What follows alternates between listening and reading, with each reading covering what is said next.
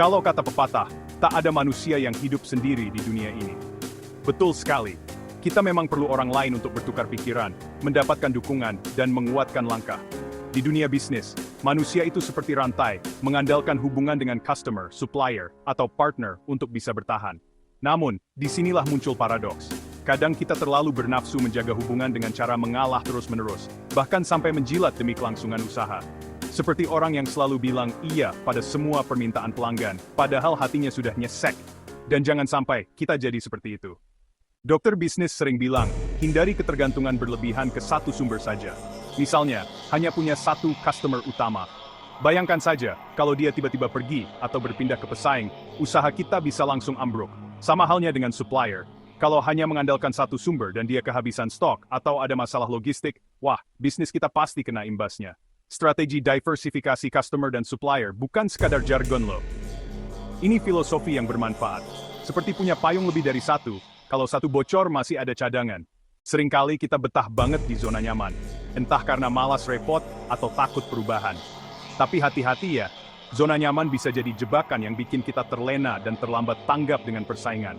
Kalau kita terlalu bergantung dan tidak membangun jejaring yang lebih luas, kita seperti tinggal di benteng yang rapuh. Sekali ada masalah, benteng itu runtuh dan kita belum punya cadangan apa-apa. Hubungan dalam bisnis harus seperti hubungan sosial yang sehat, saling menghormati dan menjaga. Tidak perlu terlalu mengalah sampai kehilangan harga diri, tapi juga tidak boleh keras kepala sampai merugikan semua pihak. Seperti kata para bijak, gak kurang ajar pun banyak sabar. Kita harus bisa menyeimbangkan antara menjaga hubungan baik dan tetap tegar mempertahankan prinsip bisnis. Hubungan yang terbaik adalah yang tidak merugikan siapapun dan juga tidak membuat kita rugi sendiri. Sambil menyelam minum air kan? Dengan menjaga hubungan yang sehat, kita tidak hanya memperkuat usaha, tapi juga memperkaya pengalaman hidup.